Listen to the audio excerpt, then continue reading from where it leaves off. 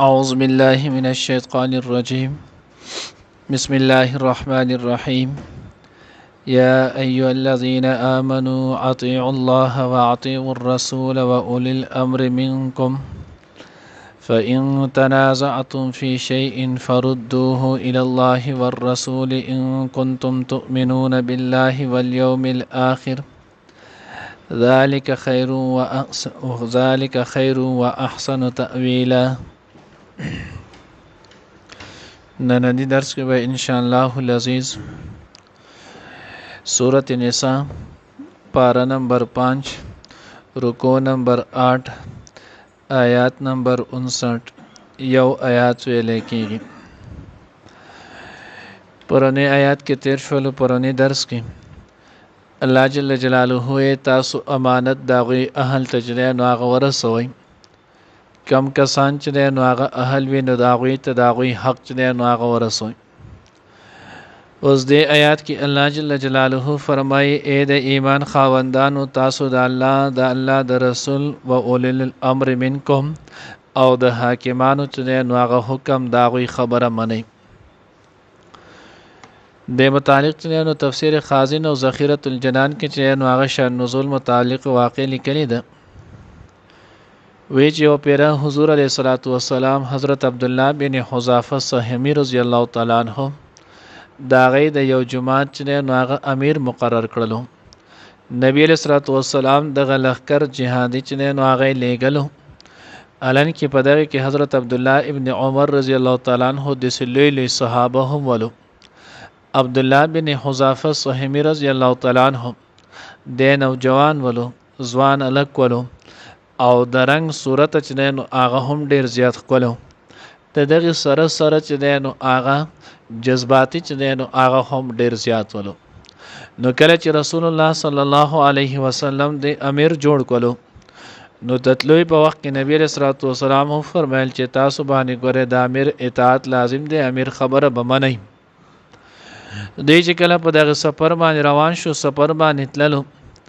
نو یو ځای کې چې نو هغه حضرت عبد الله بن حذافه رضی الله تعالی عنہ خپل د مامورانو ته د خبري حکم وکړلو. نو دا غوي چې نو د ګرمۍ د وجه د ستړي په وجه باندې هغه حکم منلو کې چې نو هغه لګه سستی وشوله. نو کله چې سستی وشوله اوس دا خبره وته سکړی و نو دین چې نو هغه واقعیت احادیث کتابونه هغه خاموش دي. بخاری کې چې نو هغه د واقع هم ذکر کړل، دا هغه خاموش دي چې دغه کار تعین نه دی کړی چې څه کاری وته ویلو. خو بهرحال نو چې کله د هغوی مامورین نه چې نو هغه دغه خبرې تکمیل ونه شولو د لقار ورواله نو بیا د هغې نه وروسته دوی ورته تاسو ته د الله پیغمبر نو ویلي چې تاسو به د خپل امیر چې نو اطاعت کوئ؟ هغوی ول نه بلکل. نو زه په حیثیت د امیر تاسو ته دا حکم کوم چې ټول کسان لاړ شي او لرګي راغونډ کړئ. اوس نو هغوی لاړل لرګي راغونډ کړل. بیا د لرګو راغونډولو نه وروسته وس دی له اور ورکئ. بیا هغې له اور ورکړلو. بیا د اور بلیدلو نه وروسته چې کله دی چې نو هغه ښه ګرم شولو بیا ورته وس دی اور ته چې نو هغه ټوپ کوئ. نو چې کله ورته داسې وویل نو بعضې صحابه چې نو هغه وردېدل چې وس وکړو دلته د امیر اطاعت دی او بل طرف ته چې نو هغه اوس دا اور دی دی چې نو هغه زو دا خودکشي ده. دیکھو ته حضرت عبد الله ابن عمر رضی الله تعالی عنہ ماوی د سلی صحابه په کې موجودو. نو عبد الله ابن عمر رضی الله تعالی عنہ ته فرمایل چې امیر محترمه مونږ خو د دې د پاره کلمه ویل چې مونږ د ور نه بچ شو. نو کوس مونږ د دغه کلمې سره ورته ته مونږ چې نو بیا زمونږ د کلمې مونږ له فائدہ راکړه. نو دې سره دې چې نو هغه هم لږ نو غصه کم شوله. نو چې کله غصه کم شوله بیا دغه نه اورستو هغه خبره د هغوی صحابه ټول ومنله او چا هم چې نو هغه ورته ټوپ ونه والو. دی بیا په خپل منظر مقصود باندې لاړل. بارل بیا چې کله واپس رالل نو حضور علیه الصلاۃ والسلام ته چې نو دا واقع ذکر کړل. مخکې سو کرته موږ دا خبره کړي د صحابو چې الله پاک دومره لوی اصلاح کوله او د ټولې دنیا د پاره معیاري حق ګرځولو. دا غوی غټ کمال دا ولو چې دا غوی به د هر حرکت او د سکون اطلاع چې نو هغه نبی علیہ الصلوۃ والسلام لکوله. او دا د تصوف اخذ او مغز چنه نو هغه هم دقه دی چې ته به د خپل شیخ سره چنه نو هغه په رابطه کې اوسېږي که چېرته په رابطه کې نه یو د خپل حالات او کیفیاتو چنه نو هغه ورته وینه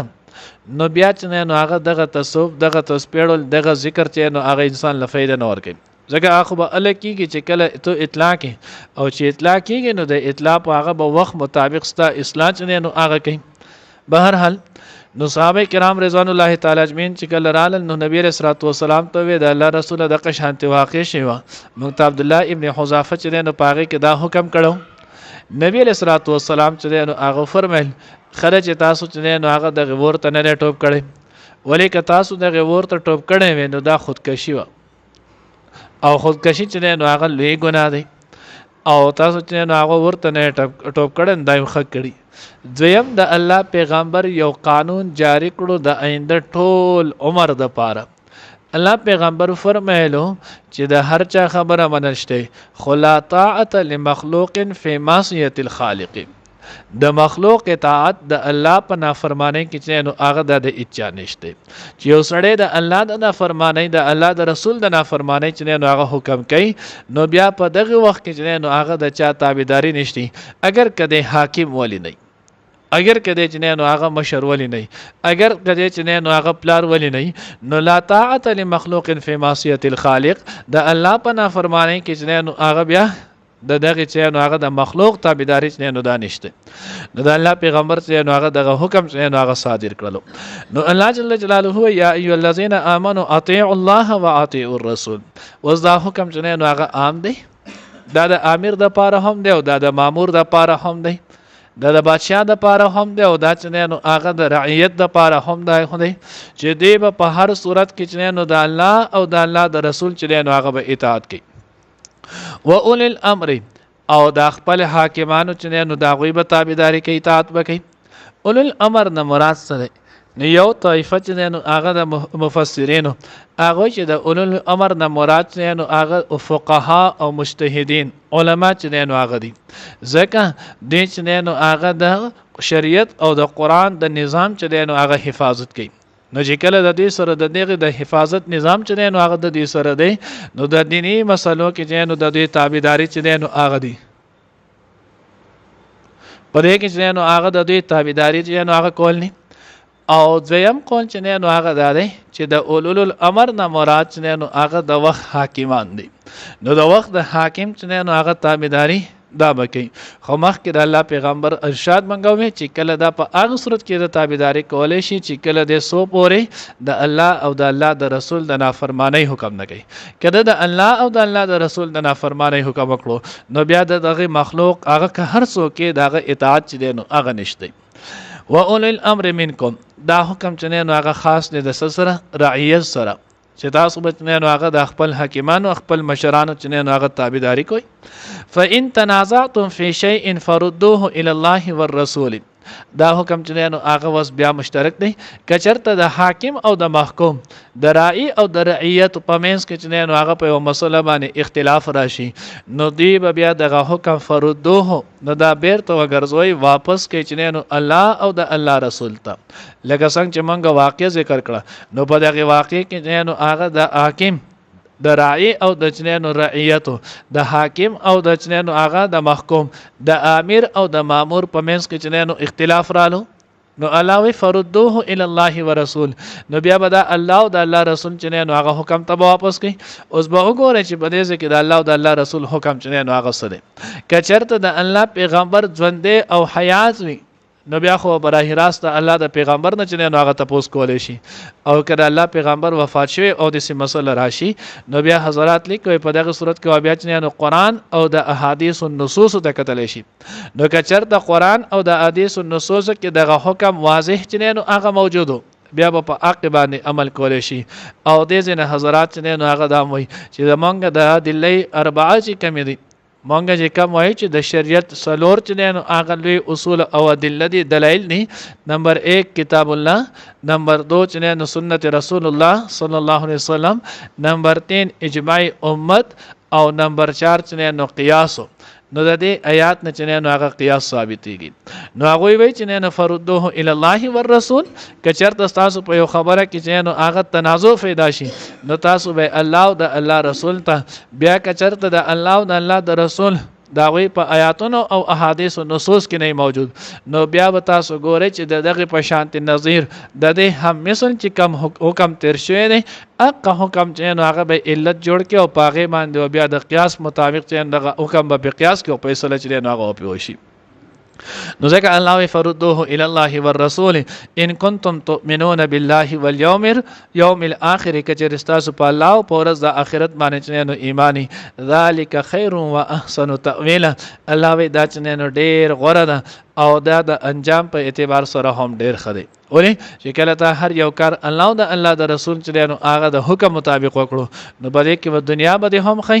او د انجام عاقبت په اعتبار سره چې نو دا به هم خي ځکه د الله او د الله د رسول تابعداري ده. الله دې موږ ته صحیح په نصیب کړي.